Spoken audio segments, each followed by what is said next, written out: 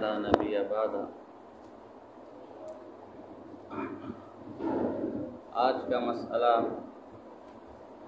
ہم نے کل پڑھا تھا وَإِنَّ مُحَمَّدًا صلی اللہ علیہ وسلم عبدہ المصطفیٰ ونبیہ المجتبیٰ ورسولہ المرتضیٰ۔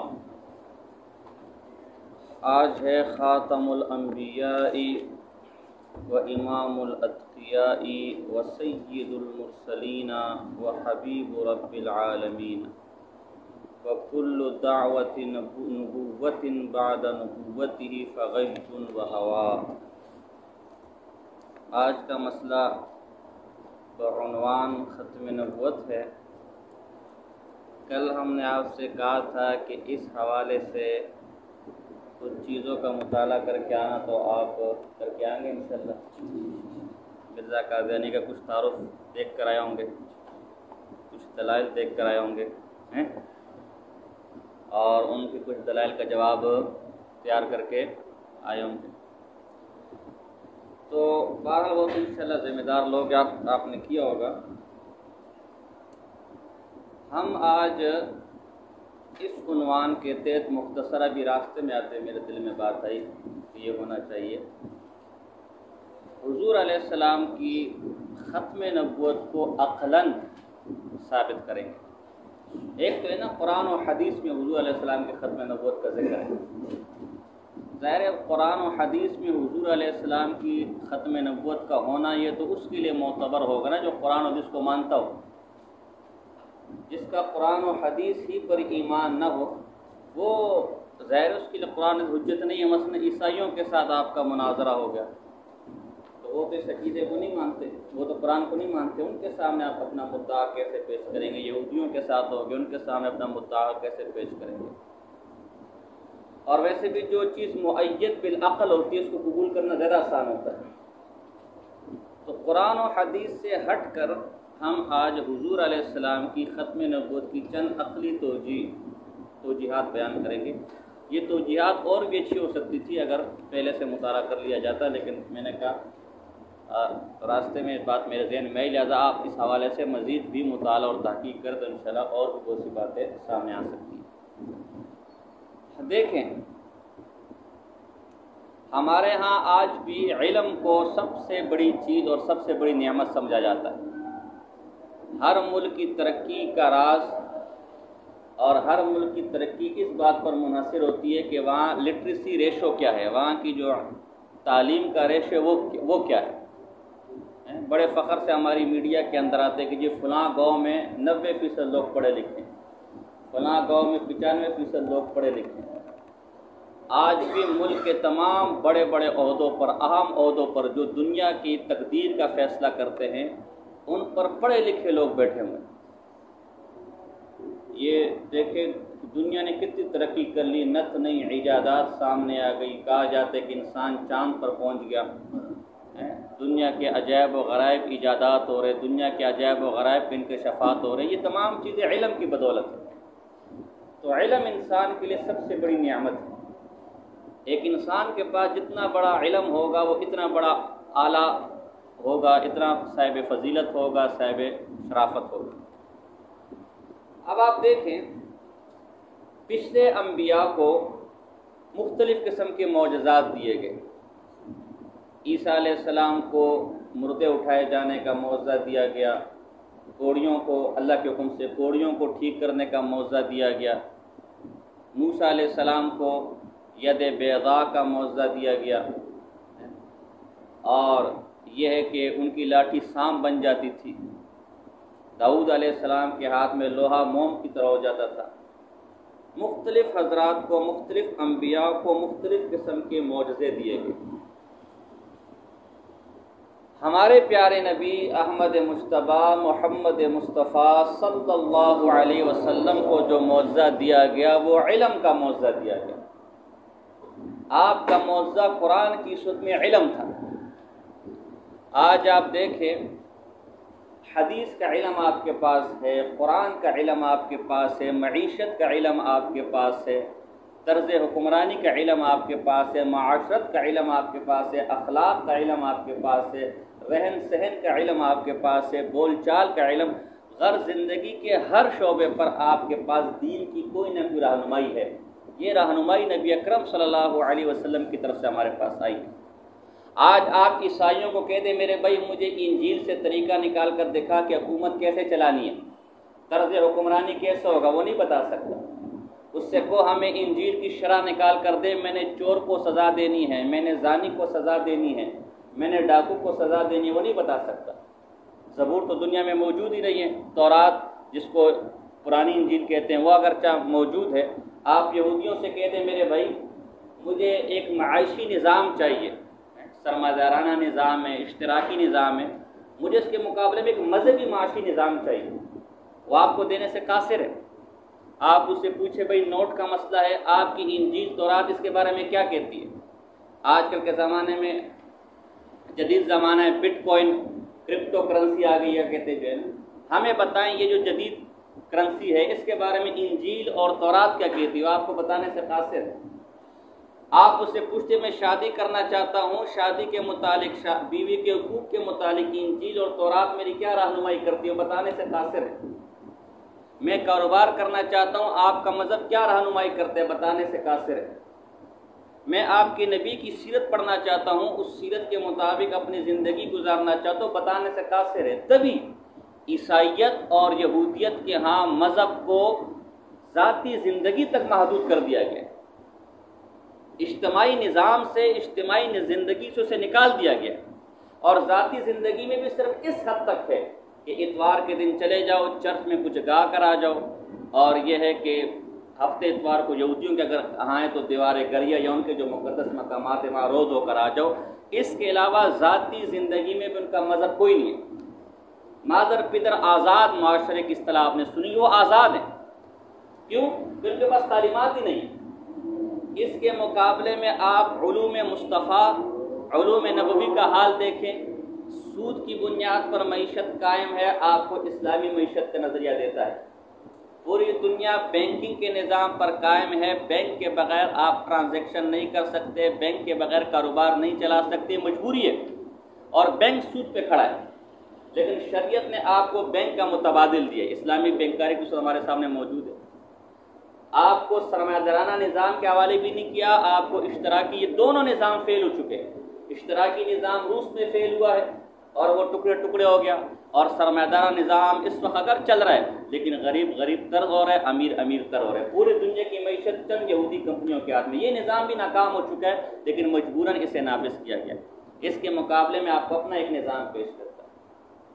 آج پوری دنیا میں جمہوری اور بادشاہی نظام ہے, یا کہیں جمہوریت ہے یا کہیں بادشاہت ہے, جبکہ اس کے مقابلے میں اسلام آپ کو خلافت کا نظام پیش کرتا ہے. اور نظام بھی ایسا, اگر آپ اس میں شہری کے حقوق دیکھنا چاہیں تو آپ کو مل جائیں گے, وزراء بادشاہوں کے حقوق دیکھنا چاہیں مل جائیں گے, مجرموں کے قوانین دیکھنا چاہیں تو مل جائیں گے, نکاح بیاہ یعنی جس کو صرف آج کے زمانے میں پینل کوڈ وغیرہ کہتے ہیں قانون میں, اس کے حوالے سے دیکھنا چاہیں آپ کو مل جائے گا, مقننہ کرنا چاہیں آپ کو مل جائے گا.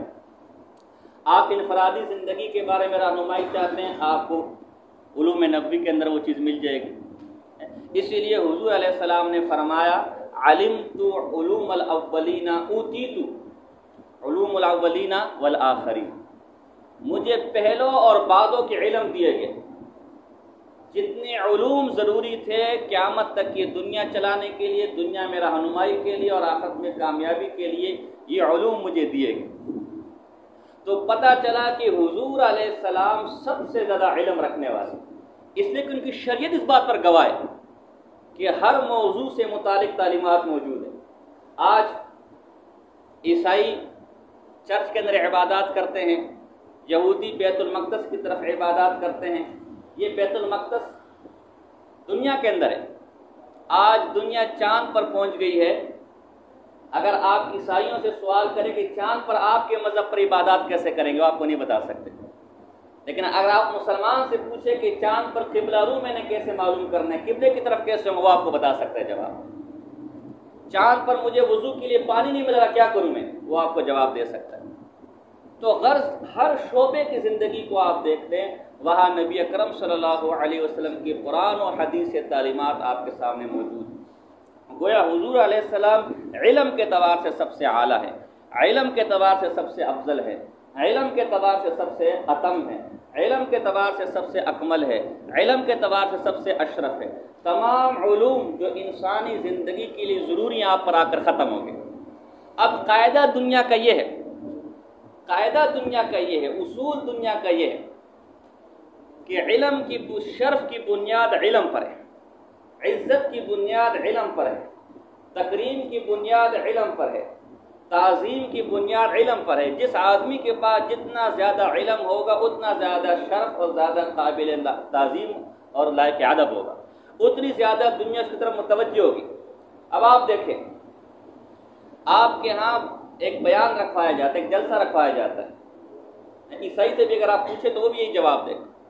اس کے اندر آپ مختلف لوگوں کو بلاتے ہیں، مختلف علماء سے بیان کرواتے ہیں، لیکن سب سے آخر میں آپ نے اس عالم کو رکھا ہوتا ہے جو ان میں سب سے زیادہ علوم والا ہوتا ہے، سب سے بڑا عالم ہوتا ہے۔ کیوں؟ تاکہ ان پہلوں سے کوئی غلطی ہو گئی تو اس غلطی کی اصلاح کر لے، اور اگر کوئی بات رہے گی تو اس کو پورا کر لے۔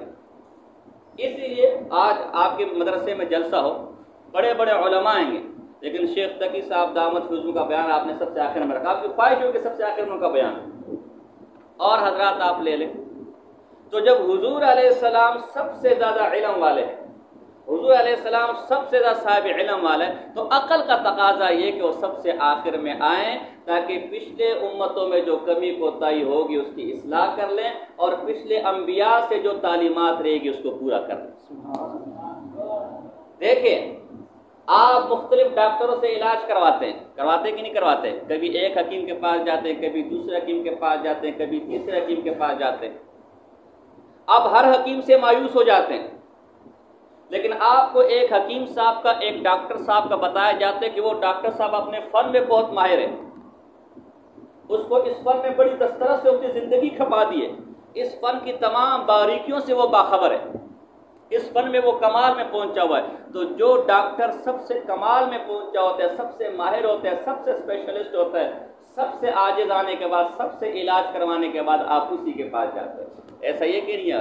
تو حضور علیہ السلام جب علم میں سب سے اعلیٰ ہیں، دنیاوی زندگی میں پیش آنے والے مسائل کو سب سے اچھی طرح حل کرنے والے ہیں، سب سے اچھی طرح بتلانے والے ہیں، جتنی روحانی اور جسمانی بیماریاں اس انسان کو مرتے دم تک اور انسانیت کو قیامت تک لاحق ہونے والی ہے، اس کا بہترین علاج نبی اکرم صلی اللہ علیہ وسلم کی شریعت میں چھپا ہوا ہے۔ لہذا عقل کا تقاضا یہ تھا کہ جب سارے روحانی طبیب آ جائیں تو سب سے آخر میں جو سب سے بڑا طبیب ہے، جو ان اطباء کا سردار ہے، جسے محمد مصطفیٰ احمد مصطفیٰ صلی اللہ علیہ وسلم کہتے ہیں، اسے بھیجا جائے۔ یہ حضور علیہ السلام کی ختم نبوت کی عقلی دلیل ہے۔ ایک اور مثال دیکھیں، ایک اور مثال دیکھیں، دیکھیں ایک چیز مختلف ٹکڑوں میں آپ کے پاس ہوتی ہے، لیکن اس کے پیچھے اس کی ایک منبع ہوتا ہے جہاں سے یہ چیز آ رہی ہوتی ہے۔ تو جہاں سے کوئی چیز وصول ہو رہی ہوتی ہے اس میں وہ چیز سب سے اعلیٰ درجے کی ہوتی ہے، سب سے کامل درجے پر ہوتی ہے، وہ چیز وہاں جا کر ختم ہو جاتی ہے، اس سے ماورا کچھ نہیں ہوتا، اس سے پیچھے کچھ نہیں ہوتا، اس لیے کہ یہ اس باب میں سب سے اعلیٰ چیز ہے، اس کے بعد یہ چیز ہمیں کہیں اور سے ملے گی نہیں۔ آپ کوئی چیز تلاش کرتے ہیں، کوئی کھانے پینے کی چیز، مختلف چھوٹے دکانوں میں جاتے نہیں ملتی، آخر میں کہتے ہیں سپر مارکیٹ جاؤ، امتیاز مارکیٹ چلے جاؤ، میٹرو چلے جاؤ، ڈورمل مال چلے جاؤ، طارق روڈ چلے جاؤ، اس لیے کہ یہ بڑی بڑی مارکیٹ ہے، یہاں ہر چیز آپ کو مل جائے گی۔ ایک اور مثال آپ لے لیں، آپ روشنی حاصل کرتے ہیں، روشنی کا ذریعہ آپ کے پاس لائٹیں ہیں، لائٹیں کے بعد دن ہے، رات کو چاند کی روشنی آپ کو حاصل ہوتی ہے، لیکن سوال ہے کہ چاند کی روشنی اور یہ ساری روشنیاں کہاں جا کر ختم ہوتی ہے؟ سورج پر جا کے ختم ہو جاتی ہے نا۔ یہ جتنی دن کی روشنی ہے، یہ جو سب سے اعلیٰ روشنی ہمارے پاس ہے، جا کر کہاں ختم ہو جاتی ہے؟ سورج پر جا کے ختم ہو جاتی ہے۔ سورج کے بعد روشنی کا کوئی اور ذریعہ ہمارے پاس نہیں۔ اگر کوئی سورج کے علاوہ روشنی کا ذریعہ، کہ اس سے بھی اچھا روشنی کا ذریعہ مجھے وہ بیوقوف ہے، اس لیے کہ یہ روشنی میں اپنی آخری حد پر ہے، یہ روشنی میں اپنے کمال پر ہے، یہ روشنی میں اپنے اتمام پر ہے، اس کے بعد روشنی کا کوئی اور ذریعہ نہیں ہے۔ اسی طرح حضور علیہ السلام علم میں کمال پر ہے، فضائل میں کمال پر ہے، تو آپ یہ جو چھوٹی چھوٹی شریعتوں سے روشنی حاصل کی، اب آخر میں اس روشنی کو بھیجا گیا جس سے ساری روشنیاں نکلی کی تھی، جس سے ساری روشنی حاصل تھی۔ تو جب حضور آگے اس طرح سورج کے بعد کوئی اور روشنی کا ذریعہ آپ کے پاس نہیں ہے، حضور کے بعد بھی یہ دین حاصل کرنے کے لیے کوئی اور ذریعہ آپ کے پاس نہیں ہے۔ یہ حضور آخر نبی ہے۔ بات سمجھ آ رہی کہ نہیں آ رہی ہے؟ ایک اور انداز دیکھیں، حضور علیہ السلام کا نام احمد رکھا گیا، احمد۔ احمد کا معنی بہت تعریف۔ اب آپ شریعت کے ایک قاعدہ ذرا دیکھیں، یہ ذرا آپ یعنی مسلمانوں پر بھی یہ عقلی توجہ پیش کر سکتے ہیں۔ قرآن یہ تو شروع میں جو میں نے چند مختصر باتیں کی وہ آپ غیر مسلموں پر بھی پیش کر سکتے ہیں، جبکہ اب جو بات کہہ رہا ہوں وہ عام آدمی کو بھی جو مسلمان ہو اور قرآن سے ہٹ کر اگر اس کے سامنے کہیں تو وہ اس کو تسلیم کرے گا۔ شریعت کا مزاج اگر آپ دیکھیں، اس نے ہر کام کے اختتام پر اور آخر پر ہم کو رکھا ہوا ہے۔ آپ نیند پوری کرتے ہیں نا، نیند سے اٹھتے ہیں کیا کہتے ہیں؟ بولو نا، زور سے بولو، آدمہ۔ ہم کرتے کہ نہیں کرتے؟ کھانا کھاتے، کھانا مکمل ہوگا اس کے بعد کیا کرتے ہیں؟ دعا کیا پڑھتے ہیں؟ آپ بیت الخلاء جاتے ہیں، ایک کام آپ کا مکمل ہو گیا، نکلتے کیا کرتے ہیں؟ اس کے علاوہ دیگر کام آپ لے لیں، آپ دیکھیں گے کہ ہر کام کے آخر میں حمد ہوگی، حمد۔ حتیٰ کہ بیان کے آخر میں بھی مولوی کہتے ہیں وآخر دعوانا ان الحمد للہ رب العالمین۔ شریعت کا مزاج یہ کہ ہم کو سب سے آخر میں رکھا جائے۔ حضور نے نبی بھی ایسا منتخب کیا جو احمد ہم سے ہے۔ جب ہم سے تو ہم سب سے آخر میں ہوتی ہے، لہذا رسول اللہ صلی اللہ علیہ وسلم سب سے آخر میں۔ تو حضور علیہ السلام کا نام ہی ختم نبوت کی دلیل ہے، اگر کوئی غور کرے۔ ایک اور دلیل آپ لے لیں، حضور علیہ السلام کا نام محمد ہے۔ کیا ہے؟ محمد۔ اس محمد میں آپ دیکھیں دو میم ہیں، ایک اور دونوں میم پر زبان بند ہوتی ہے، محمد۔ پہلے میم سے ہم آدم علیہ السلام لے لیتے کہ نبوت کا سلسلہ آدم علیہ السلام سے شروع ہوا۔ آدم سے پہلے کوئی نبی نہیں تھے، سلسلہ بند تھا، کیونکہ آدم علیہ السلام کے نام کے آخر میں بھی میم ہے۔ اور دوبارہ یہ ہونٹ میم پر بند ہوا، مطلب آدم علیہ السلام سے جو نبوت کا سلسلہ شروع ہوا کس پر جا کے ختم ہو گیا؟ محمد مصطفیٰ صلی اللہ علیہ وسلم پر۔ اس کے بعد یہ منہ کھلا، محمد، منہ کھلا۔ تو جب منہ کھلتا ہے تو کسی چیز کے فنا کرنے کے لیے کھلتا ہے۔ آپ منہ کھولتے اس میں روٹی لے کر جاتے، روٹی فنا ہو کر ختم ہو جاتی ہے۔ پتہ چلا حضور علیہ السلام کی جو نبوت کا سلسلہ تھا آدم سے شروع ہوا، محمد پر ختم ہوا۔ اب جس طرح محمد کے میم کے بعد منہ کھلا، اس میں چیز جا کر فنا ہوگی۔ محمد کے بعد قیامت آئے گی، قیامت سے دنیا فنا کرنے، لیکن نیا نبی نہیں آئے۔ بات سمجھ آ رہی کہ نہیں آ رہی؟ اور وہ تعریف والا قاعدہ یہاں پر بھی چل سکتا ہے کہ محمد اسے کہتے ہیں جس کی سب سے زیادہ تعریف کی جائے، اور جو سب سے زیادہ تعریف کے لائق ہوتے ہیں وہ سب سے آخر میں بھیجا جاتا ہے، جیسے کہ میں نے شروع میں مثال دی۔ لہذا اگر قرآن کو ایک طرف رکھ لیا جائے، حدیث کو ایک طرف رکھ لیا جائے، صرف محمد اور احمد پر توجہ دے دی جائے تو ان کے نام ہی ختم نبوت پر دلالت کرنے والے۔ ہمیں اس کے لیے کسی اور دلیل کی طرف جانے کی ضرورت نہیں ہے۔ بات سمجھ آ رہی کہ نہیں آ رہی؟ تو اس میں اور بھی کئی عقلی توجیہات ہو سکتی ہے حضور علیہ السلام کی ختم نبوت پر، لیکن یہ چند میں نے آپ کے سامنے بیان کی۔ اس لیے بعض لوگ حجت یہ جو میں نے پہلے دلیل دی نا عیسائیوں اور یہودیوں کے رد میں قربان جاؤں یار، بہت مختصر کر کے یہ دلیل آپ کو ملے گی حجت الاسلام امام فی الیوسف المفسر المحدث الحجہ قاسم نانوتوی الصدیقی رحمہ اللہ، ان کی کتابوں میں۔ ہمارے بعض بدبخت بھائی لوگ حجت الاسلام مولانا قاسم نانوتوی کو منکر ختم نبوت کہتے ہیں، ختم نبوت کا منکر کہتے ہیں کہ تعزیر الناس میں ختم نبوت کا انکار کیا۔ بعض بدبخت کہتے ہیں بدعتی بے ایمان کے بچے۔ میں کہتا ہوں بدبختو، اور یہ میں نے ان کے منہ پر بھی کہا ہے، میں کہتا ہوں بدبختو اگر یہ ختم نبوت کا منکر ہے، مرتے مرتے مر جاؤ، الٹے لٹک جاؤ، اس کی کتابوں کو چھوڑ کر عیسائیوں اور یہودیوں کے مقابلے میں حضور کو خاتم النبیین ثابت کر کے دکھاؤ۔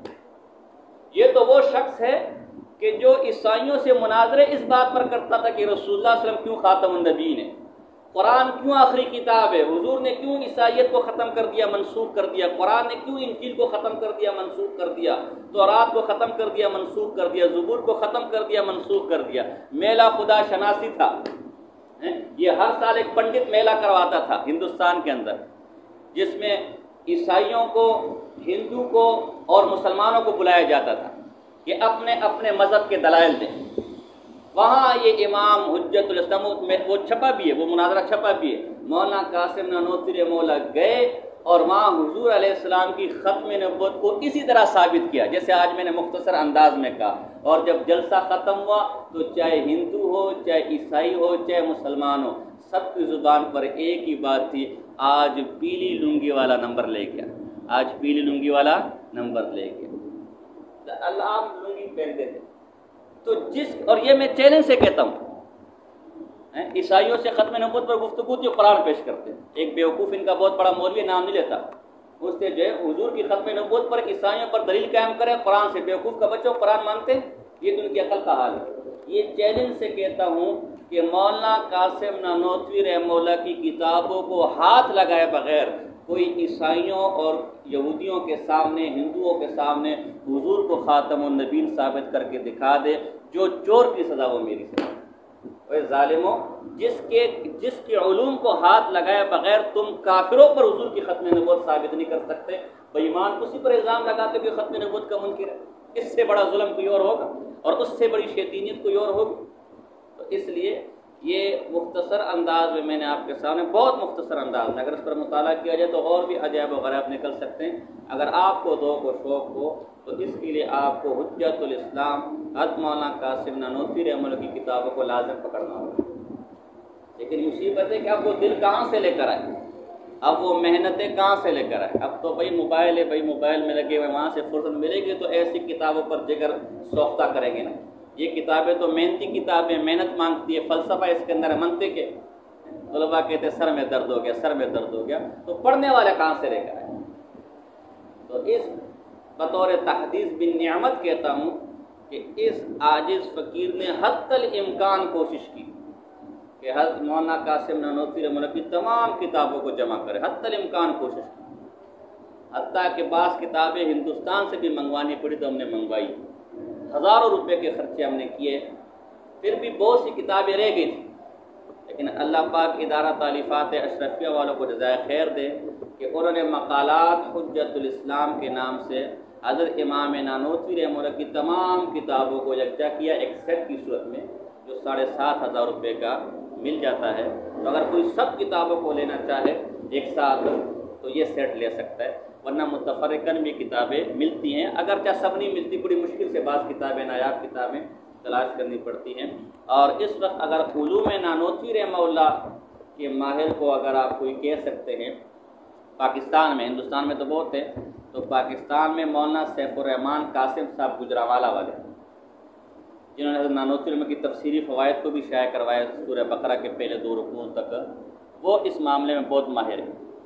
تو آپ گجرانوالہ بھی ان کے پاس جا سکتے ہیں، نہیں تو وہ ہر سال چھٹیوں میں بنوری آتے دورہ تفسیر کروانے کے لیے، جو آپ کا مفتی نعیم صاحب رحمہ اللہ کا جو جامعہ بنوریہ ہے اس میں دورہ کروانے آتے ہیں، تو وہاں پر بھی آپ ان سے مل کر اس حوالے سے کیا کر سکتے، استفادہ کر سکتے ہیں۔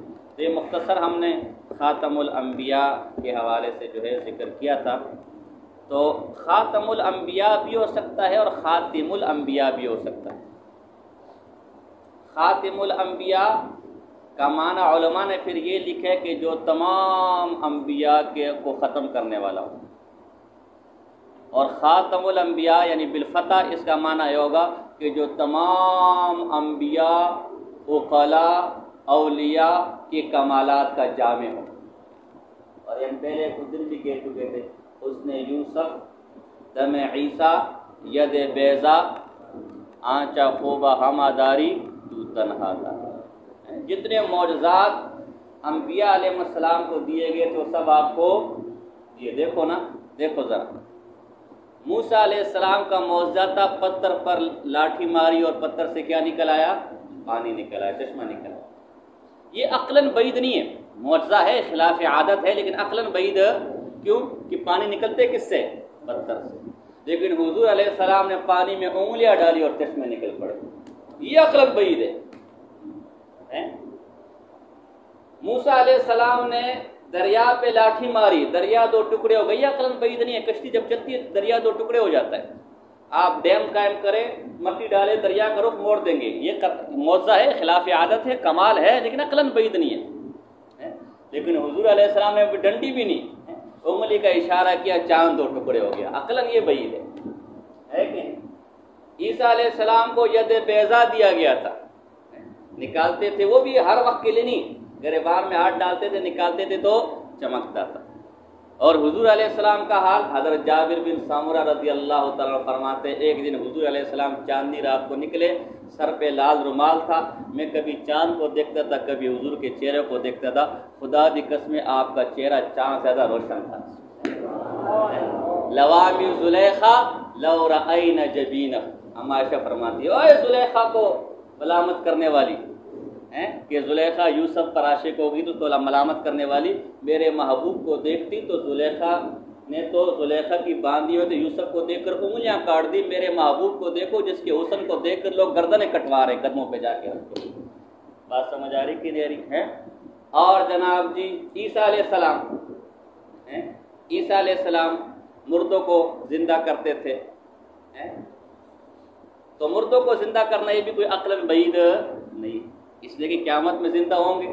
لیکن حضور علیہ السلام کا معجزہ دیکھو کہ استن حنانہ جدائی پر رو رہا ہے، درخت گزرتے ہوئے الصلاۃ والسلام علیک یا رسول اللہ کہہ رہا ہے، اس میں زندگی ہو ہی نہیں سکتی، مردے میں تو زندگی ہے اور عقلاً دوبارہ زندہ ہوگا، اس میں تو حیات کی کوئی رمق بھی نہیں ہے، لیکن حضور علیہ السلام کا معجزہ سے تبارک ہو گیا۔ ایسے کتنے معجزے آپ میرے سامنے ذکر کرو اور میں شروع ہو جاؤں گا، لیکن کسی کی تنقیص مقصود نہیں ہے، مقصود تو یہ ہے کہ جو سارے کمالات تمام انبیاء کو فردن فردن دیے گئے، اس سے کئی درجے اعلیٰ و ارفع کمالات ایک حضور علیہ السلام کی ذات میں جمع کر دیے۔ تو خاتم النبیین یعنی اگر فتح کے ساتھ پڑھے تو کمال کے اعتبار سے، مراتب کے اعتبار سے، اعزاز، دنیا کے جتنے کمالات ہو سکتے ہیں، دنیا کے جتنے مراتب ہو سکتے ہیں، دنیا کے جتنے اعزاز ہو سکتے ہیں، دنیا کے جتنے تشرفات اور تعظمات ہو سکتے ہیں، جو تمام انبیاء کو دیے گئے وہ سب آپ پر لا کر ختم کر دیے گئے، بلکہ انبیاء کو بھی آپ کے واسطے سے ملا ہے، انبیاء کو بھی آپ کے واسطے سے ملا ہے۔ حضور علیہ السلام سے پوچھا گیا کہ یا رسول اللہ آپ کب نبی بنے تھے؟ تو آپ نے فرمایا متا وجبت لک النبوہ، آپ نے فرمایا وآدم بین الماء والطین، میں اس وقت نبی بنا تھا جب آدم ابھی گاڑے میں یعنی مٹی اور گاڑے میں تھے۔ اور علماء نے لکھا ہے کہ دنیا کی جو نعمت دنیا والوں کو میسر آتی ہے وہ حضور علیہ السلام کے واسطے سے میسر آتی ہے، اس پر باقاعدہ کتابیں لکھی گئی، سیوطی نے خصائص کبریٰ میں۔ تو باقی انبیاء کو جو کمالات، اس لیے کہ سب سے کمالات انبیاء کو مل سکتے ہیں، باقی انبیاء کو جو کمالات ملے وہ بھی مصطفیٰ صلی اللہ علیہ وسلم کی کرامت سے ملے، ان کے واسطے سے ملے، تو ان کے کمالات بھی رسول اللہ صلی اللہ علیہ وسلم کے کمالات ہیں۔ بات سمجھ آ رہی کہ نہیں؟ تو خاتم النبیین یعنی تمام کمالات آپ پر آ کر ختم ہوں گے، اور خاتم النبیین یعنی تمام نبیوں کو آپ ختم کرنے والے ہیں۔ بات سمجھ آ رہی کہ نہیں آ رہی؟ آپ آگے دیکھو، وَإِمَامُ الْأَتْقِيَاءِ، اتقیاء یعنی متقین کے امام تھے۔ ظاہر ہے جب نبی ہیں تو نبی تو اولیاء اتقیاء سب سے اعلیٰ افضل ہوتا ہے، تو متقیوں کے امام ہیں۔ متقی کسے کہتے ہیں؟ ایک قول یہ ہے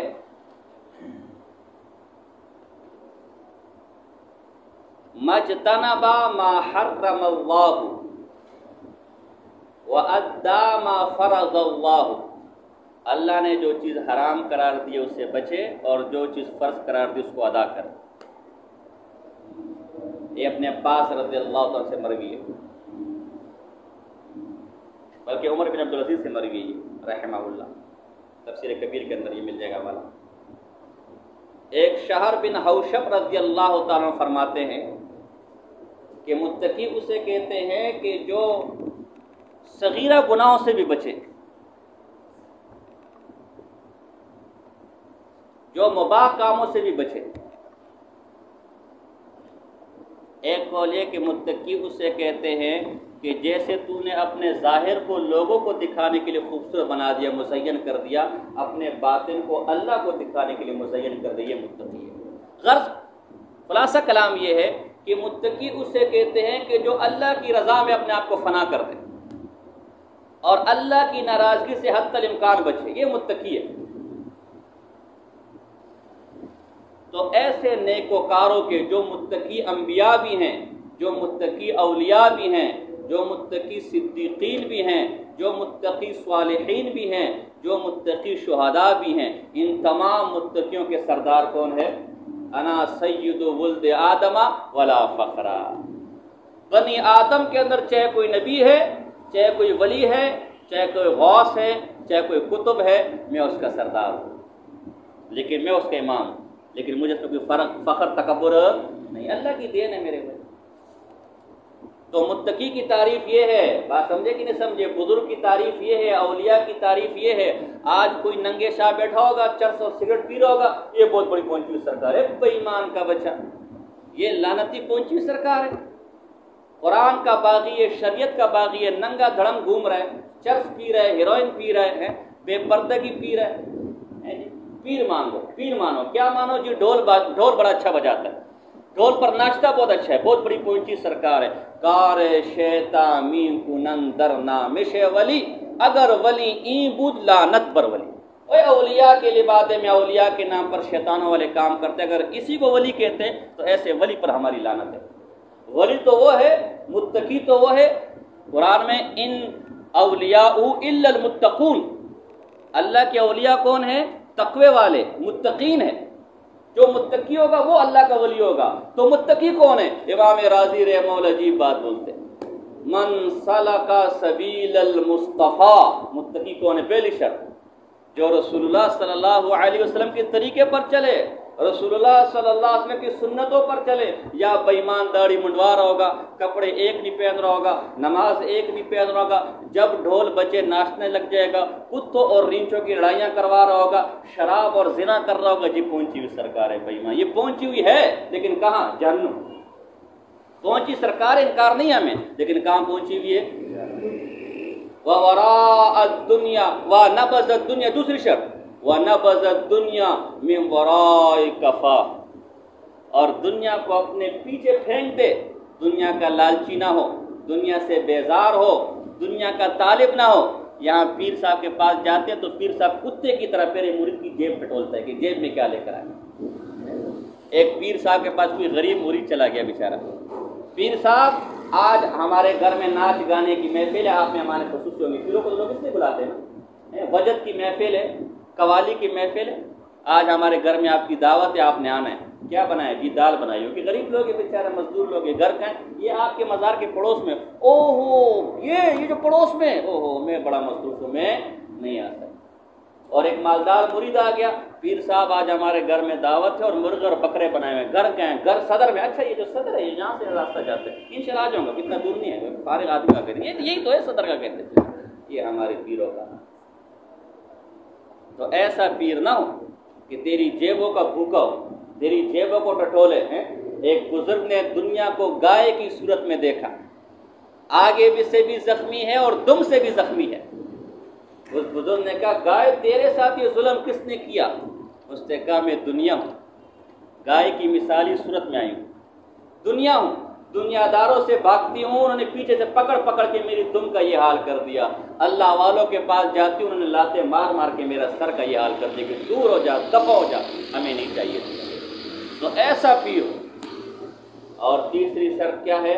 تیسری شرط ہے وَكَلَّفَ نَفْسَهُ بِالْإِخْلَاصِ وَالْوَفَاءِ،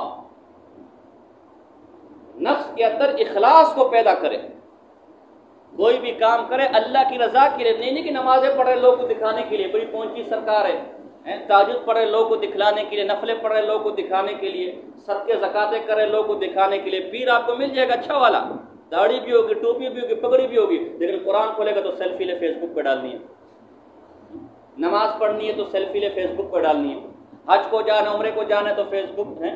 میں نے ایک پیر صاحب کو دیکھا، نام بہت بڑا پہنچی سرکار ہے، پیر صاحب سفید داڑھی ہے، اپنی خود سیلفی اتار کے، کم سے کم مرید سے تو تروا تیرا بیڑا غرق ہو جائے، اپنی سیلفی اتار کے نیٹ پہ ڈالتے ہی میں عمرے پہ جا رہا ہوں، کہتے ہیں مدینے والی سرکار نے بلایا گیا، بدبخت کا بچہ۔ تیسری شرط یہ، اور چوتھی وَاجْتَنَبَ الْحَرَامَ وَالْجَفَا، چوتھی شرط یہ حرام سے اور اللہ کی نافرمانی سے بچتا ہے۔ اب یہ 4 شرائط متقین کی میں نے بتا دی، اور قرآن کہتے ہیں کہ اللہ کا ولی ہوتے ہی متقی ہے۔ اب یہ 4 شرائط جس میں مل جائے سمجھنا وہی اللہ کا ولی ہے۔ اس کے ہاتھ پر بیعت کرو۔ میں ان اولیاء اللہ کا منکر نہیں ہوں، میں بزرگوں کا منکر نہیں ہوں، خود صاحب بیعت آدمی ہوا کہتے ہیں، خود بزرگوں کی مجلس میں بیٹھنے والا آدمی ہوں، لیکن میں تمہارے مزاج کے اوپر بات کرتا ہوں کہ ہم اوروں سے کیا گلا کریں، ہمارے اپنے دیوبندی بدبخت پتنی کن کن بدعات میں مبتلا ہو گئے۔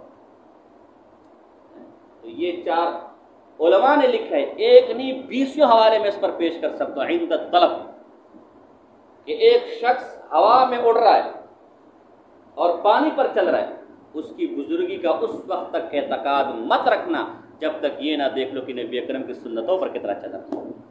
آج ہم نے ہوا میں اڑنے کو بزرگی سمجھا ہوا ہے، آج ہم نے کرامتوں کو بزرگی سمجھا ہوا ہے۔ علماء لکھتے کرامتیں تو فاسقوں اور فاجروں کو بھی ہو سکتی ہے، دجال کیا کچھ نہیں کرے گا، تو دجال کو بزرگ مانو گے تم، یہ بڑی پہنچی ہوئی سرکار ہے۔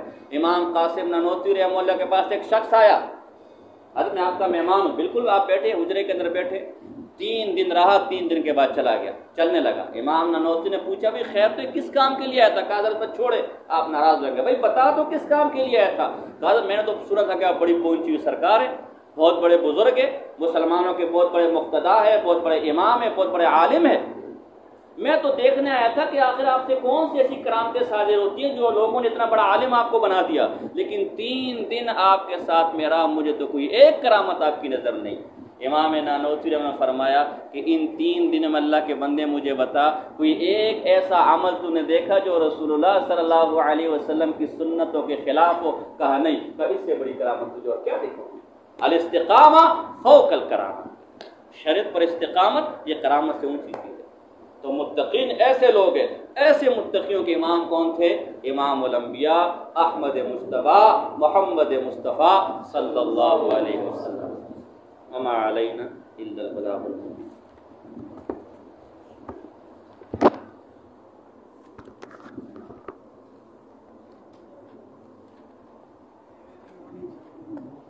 کیا بچہ ہے بچے بند کر رہا ہوں۔